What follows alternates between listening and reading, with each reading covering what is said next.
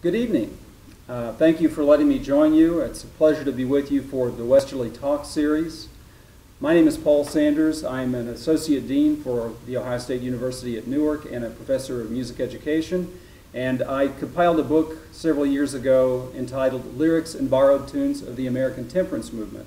And that was what led Mark Anderson, I think, to contact me to arrange for this talk. So, Mark, thank you for arranging for the talk. And I'd also like to thank Philip Ely and Caleb McCoy from our IT department here for doing the recording and for the video editing they're doing. We could talk for many hours about the temperance movement and whether prohibition was ultimately a failure or a success. In my opinion, prohibition probably was a failure, but there were certain aspects of the temperance movement that were indeed successful. Let's consider life in America in the 1820s. No festival, holiday, christening, wedding, funeral, building dedication, or ordination was considered complete without plentiful toasts. And it's estimated that by 1830, the average American consumed 9.5 gallons of hard liquor each year.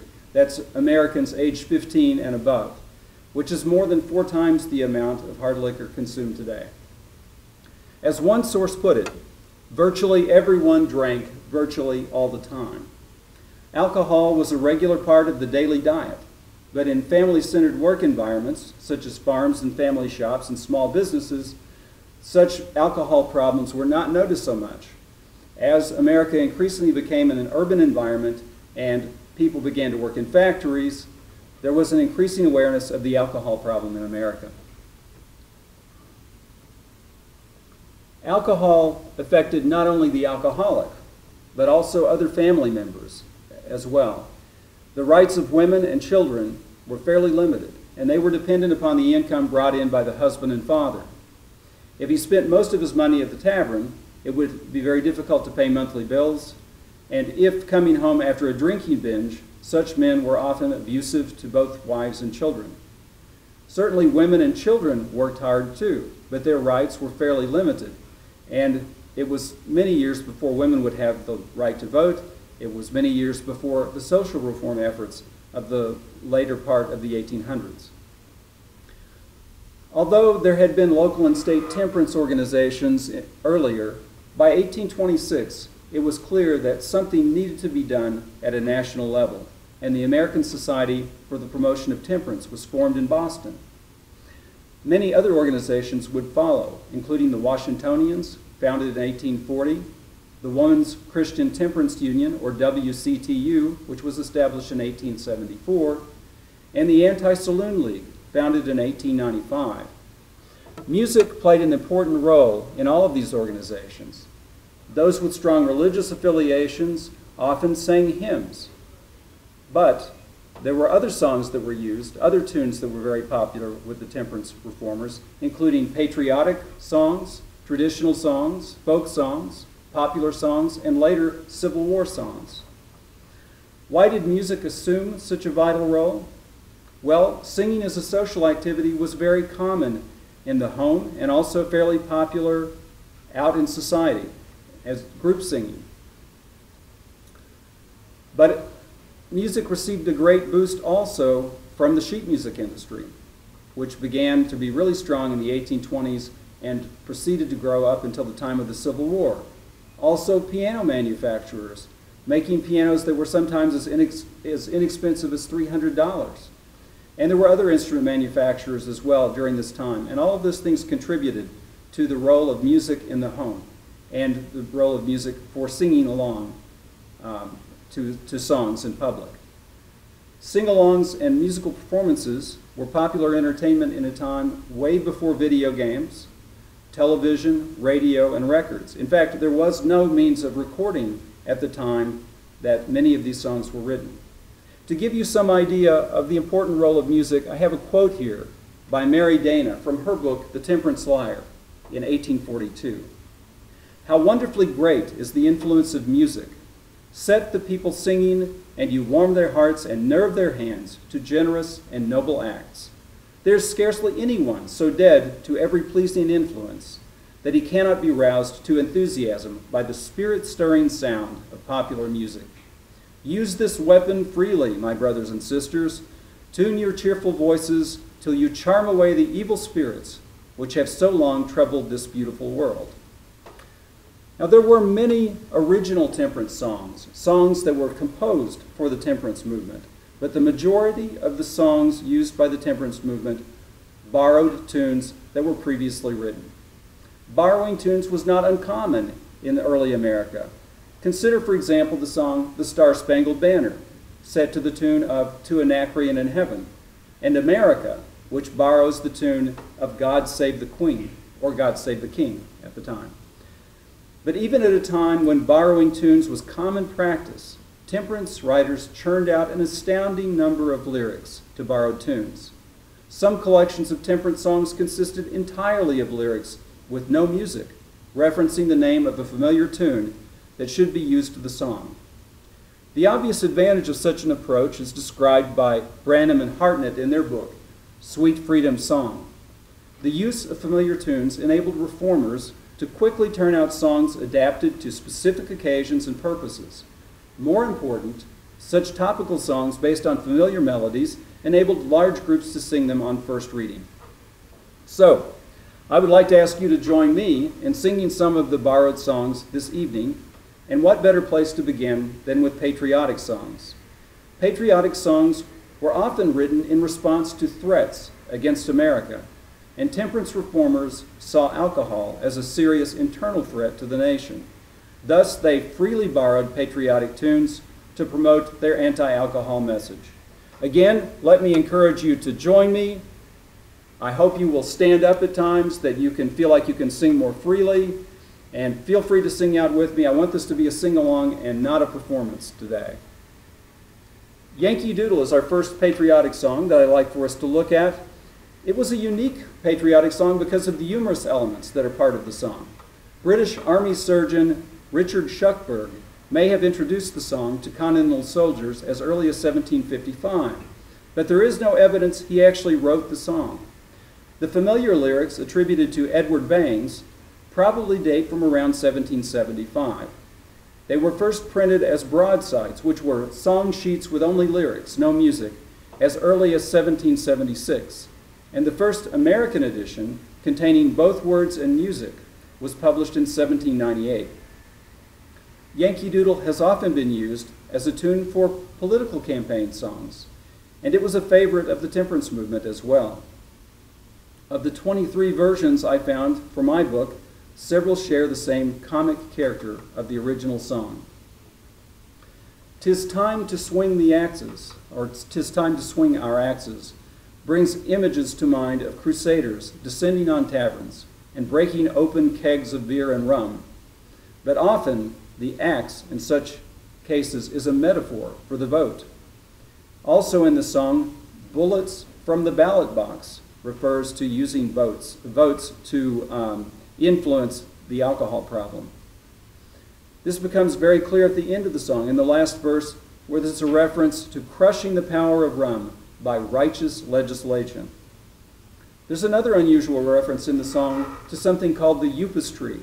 The upas tree was actually a native tree of the island of Java that was highly poisonous, and it has sometimes been used as a reference to the alcohol problem, because in the view of reformers, both alcohol and the upas tree were types of poison.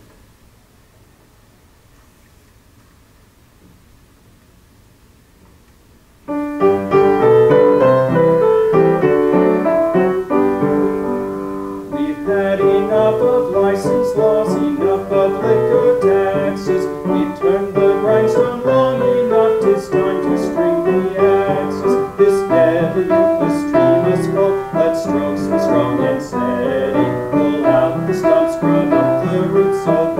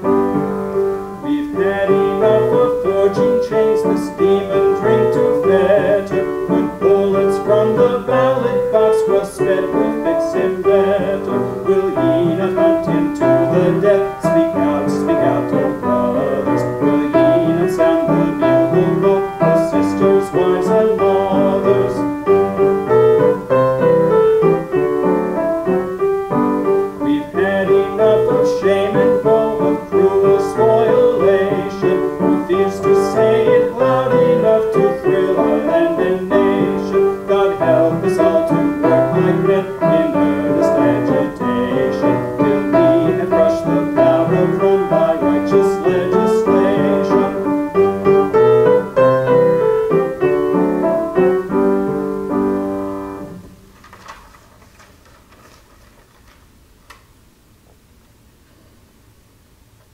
The melody for the Star-Spangled Banner was taken from To Anacreon in Heaven, written by John Stafford Smith.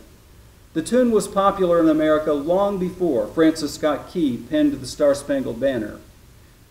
Key wrote the lyrics to the song in September of 1814, and his lyrics appeared in the Baltimore Patriot on September 20th of that year, and on September 21st in the Baltimore American, although it may have been printed in broadside format sometime before those publications in the newspapers. Although it has long been considered the national anthem, the Star-Spangled Banner was not officially adopted as such until March the 3rd of 1931. Numerous temperance versions of this song begin with Key's opening phrase, "Oh say can you see," and such borrowing of lyrics as well as the tune is pretty common in these temperance songs to take advantage of the familiarity with both that familiar song and with the familiar tune.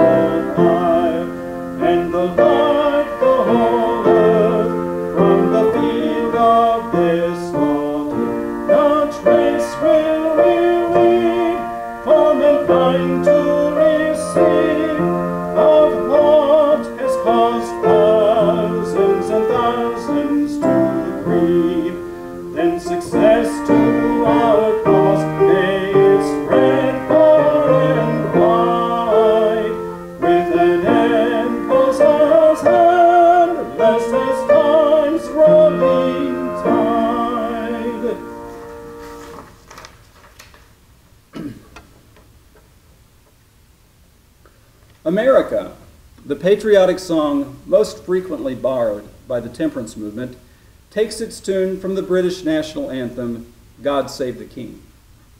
Both the text and the tune of God Save the King have often been attributed to Henry Carey, who sang them at a dinner in 1740 celebrating the capture of Portobello by Admiral Vernon. However, the tune is similar to several earlier ones, including one composed by John Bull as early as 1619. The first published version appeared in 1744. Samuel Francis Smith wrote the lyrics for America in 1831. He came upon the tune for God Save the King in a German music book and purportedly didn't recognize it as the British national anthem. Smith wrote new lyrics on a scrap of paper in about a half an hour. America was first performed at Park Street Church in Boston on July the 4th of 1831, which was a significant center of social reform. In 1826, the American Temperance Society was founded at Park Street Church, and exactly 2 years prior to the introduction of America, abolitionist William Lloyd Garrison made his first public speech against slavery there. The July 4th celebration in 1831 was advertised as an alternative to the drunken Independence Day celebrations that were so common in the day. So even at its first performance, America already had strong connections to the temperance movement. I found a total of 38 different sets of lyrics to the tune America that were set by temperance lyricists. This particular song, God Bless Our Cause, again refers to the Upas tree that I mentioned earlier.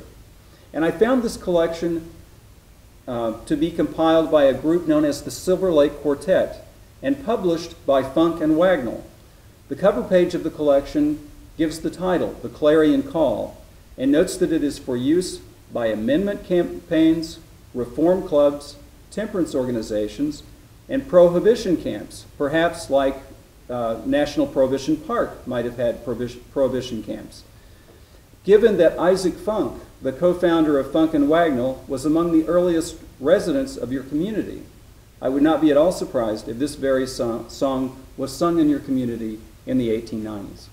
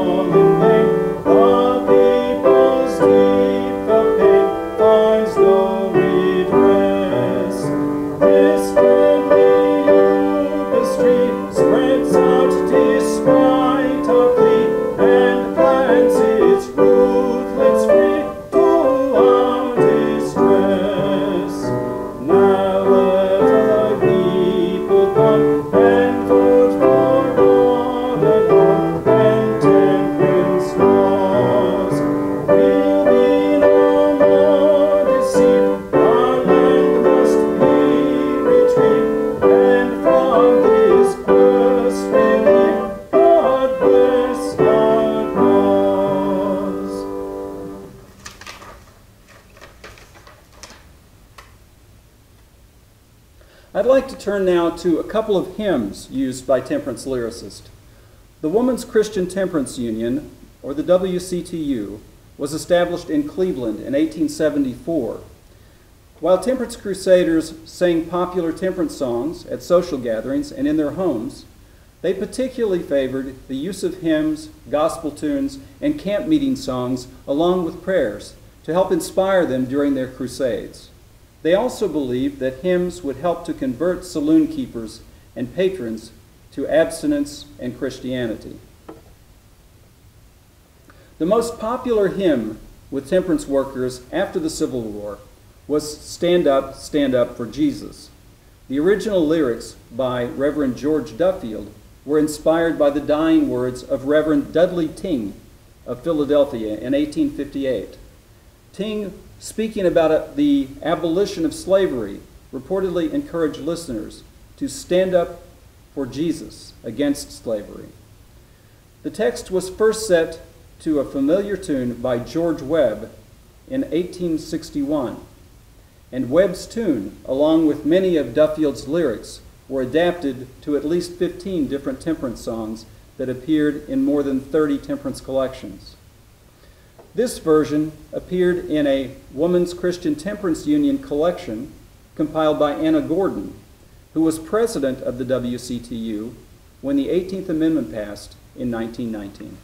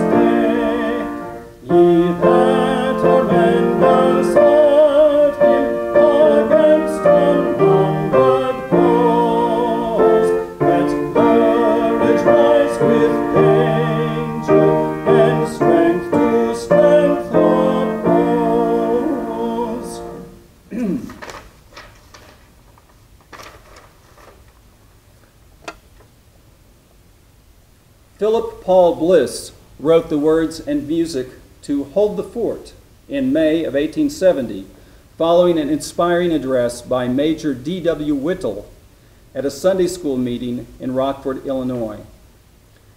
Describing an attack by Confederate soldiers at a fort, a Union fort, there was a message, a signal from the mountaintop 20 miles away to the fort.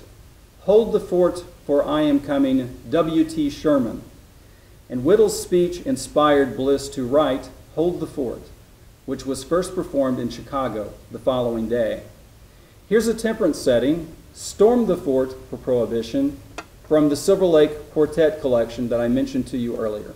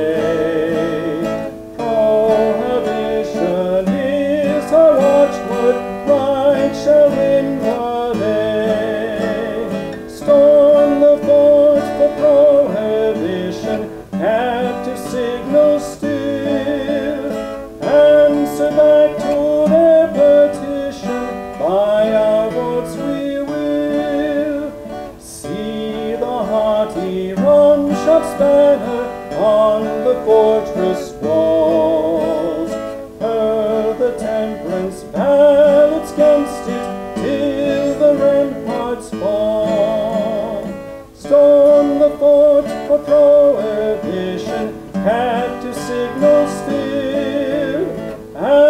Answer back to their petition, by our votes we will. Face the grog shop's bold defiance, never fear or quail. Coward foes will soon surrender, voters do not fail. Storm the fort for prohibition, captive signal still. Answer back to their petition, by our votes we will.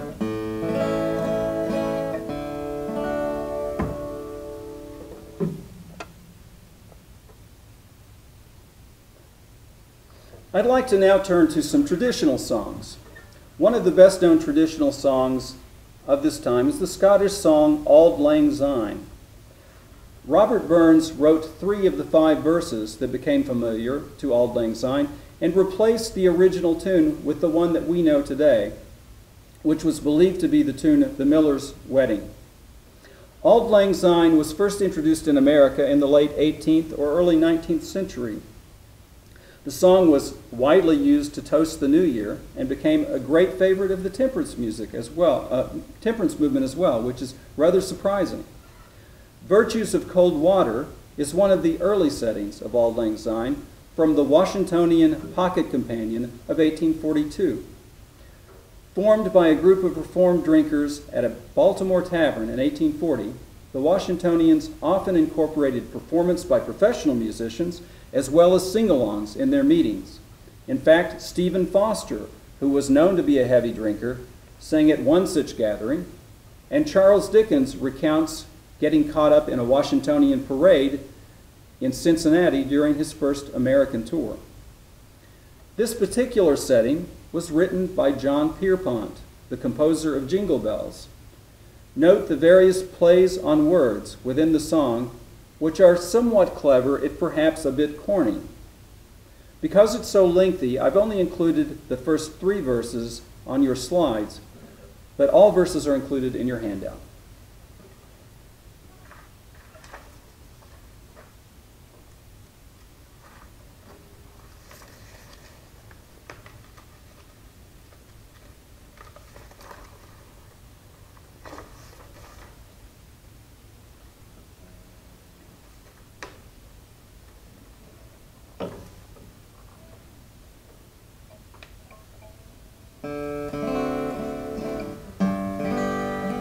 Shall e'er cold water be forgot when we sit down to dine? Oh no, my friends, for is it not poured out by hands divine? Poured out by hands divine, my friends, poured out by hands divine. From springs and wells it gushes forth, poured out by hands divine. To beauty's cheek, though strange it seems, 'tis no more strange than true. Cold water, though itself so pale, imparts the rosiest hue. Imparts the rosiest hue, my friends, imparts the rosiest hue. Yes, beauty in a water pail doth find the rosiest hue. Cold water to the wonderful, 'tis no less true again. The weakest of all earthly drinks doth make the strongest men. Doth make the strongest men, my friends, doth make the strongest men. Then let us drink this weakest drink and grow the strongest men.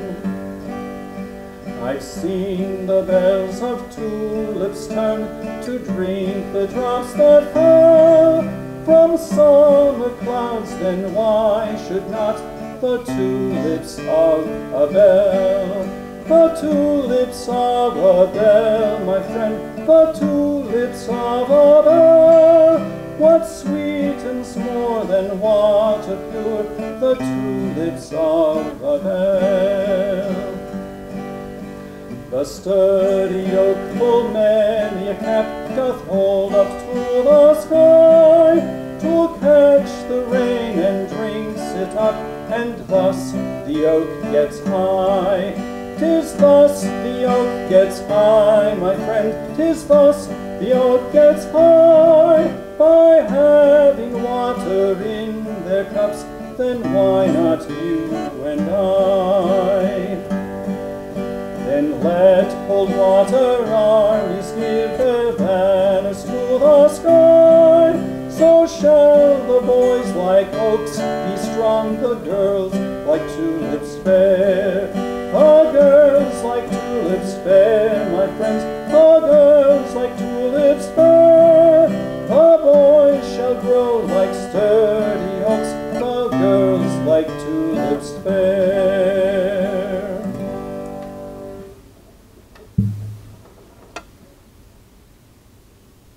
Turning to a popular song of the day, Long, Long Ago, was particularly well suited for the persuasive efforts of temperance reformers. Written by the Englishman Thomas H. Bailey in 1833, this was an extremely popular song in 19th century America. The lyrics for Touch Not the Cup were attributed to a great temperance orator and reformed drinker, John Goff, who often sang this song at temperance meetings beginning in the 1840s. Goff was known not only as a temperance orator and a reformed drinker, but someone who fell off the wagon on occasion and had more stories to tell by virtue of that as well. So we turn now to Touch Not the Cup.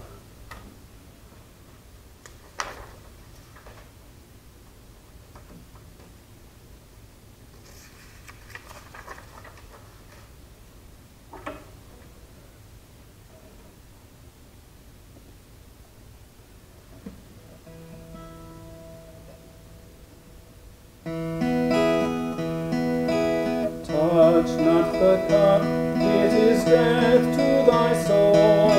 Touch not the cup, touch not the cup. Many I know who have quaffed from the bowl. Touch not the cup, touch it not. Little they thought that the demon was there. Blindly they drank and were caught in the snare. Then of that death-dealing bowl, oh beware. Touch not the cup, touch it not. Touch not the cup when the wine glistens bright. Touch not the cup, touch not the cup. Though like a ruby it shines in the light. Touch not the cup, touch it not. The fangs of the serpent are hid in the bowl. Deeply the poison will enter thy soul. Soon will it plunge thee beyond thy control. Touch not the cup, touch it not. Touch not the cup, young man in thy prime. Touch not the cup, touch not the cup. Hark to the warnings of thousands who die. Touch not the cup, touch it not. Go to their lonely and desolate tomb. Think of their death, of their sorrow and gloom. Think that perhaps thou mayst share in their doom. Touch not the cup, touch it not. Touch not the cup, oh drink not a drop. Touch not the cup, touch not the cup. All that thou lovest entreat thee to stop. Touch not the cup, touch it not. Stop for the home that to thee is so near. Stop for thy friends that to thee are so near. Stop for thy country, the God that you fear. Touch not the cup,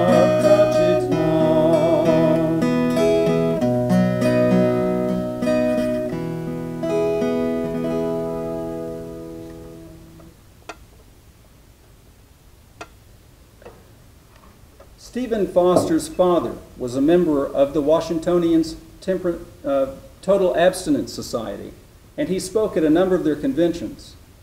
Had Stephen followed in his father's footsteps, perhaps he might not have died so tragically as a drunkard in the Bowery district in 1864. Still, he wrote at least a few songs that could be considered temperance songs. The best of these was probably Comrades Fill No Glass for Me, which was used in at least one temperance collection that I found.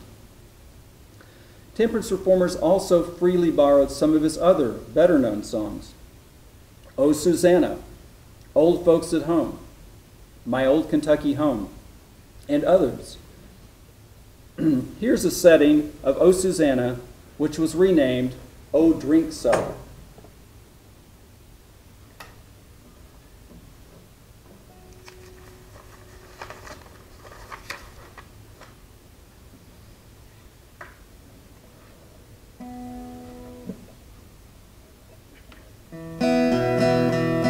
My home was once a cheerless place with teardrops on its start, from eyes that beamed with love for me and tenderness of heart. My wife and children not became the sport of grief and woe, for brandy, rum, and gin, alas, that proved my overthrow. Oh, drink seller, don't you long for me? I'm going to sign the temperance pledge and gain my liberty. For 15 years I patronized the alehouse day and night. The landlord greeted me with smiles and hailed me with delight. I spent my money at his house until my cash ran dry, and then he turned me out of doors in drunkenness to die. Oh, drink seller, don't you long for me? I'm going to sign the temperance pledge and gain my liberty. But now I've signed the pledge at last and gained my liberty. From all intoxicating drinks I am entirely free. No more I'll tread the drunkard's path, nor be the willing slave of those who send their victims forth to fill the drunkard's grave. Oh, drink seller, don't you long for me? I'm going to sign the temperance pledge and gain my liberty.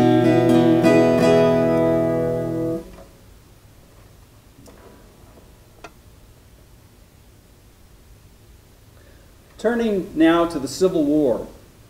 No war in history has produced such a large number of songs as the Civil War.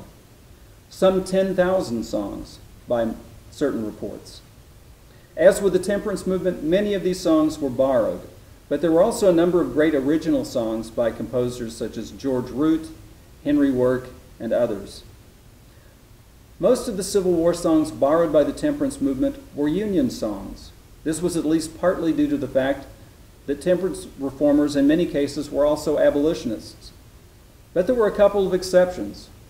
Dixie was used for many temperance settings, as well as the song Maryland, My Maryland, although many of us know the tune of this song as O Tannenbaum or O Christmas Tree. Here's a setting of Maryland, My Maryland, cautioning young people to avoid the flowing bowl by using the popular slogan of the temperance movement, touch not, taste not, handle not.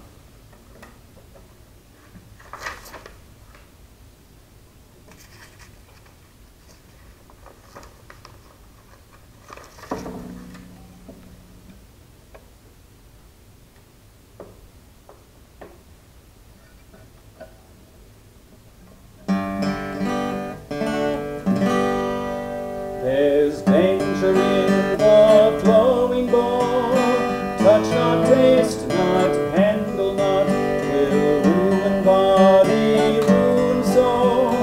Touch not, taste not, handle not, 'twill rob the pocket of its cash, 'twill scourge thee with a cruel lash, and all thy hopes of pleasure dash. Touch not, taste not, handle not.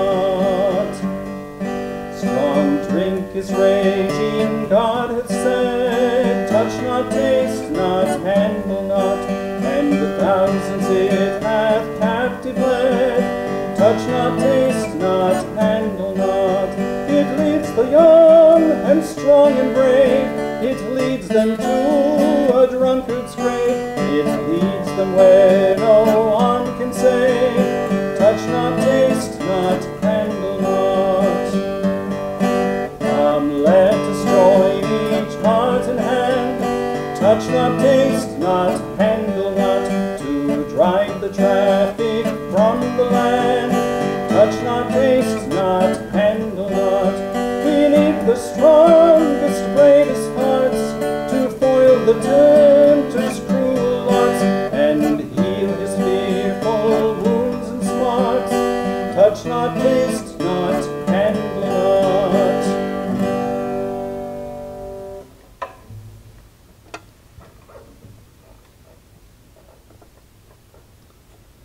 Temperance reformers truly believed that music was a powerful influence.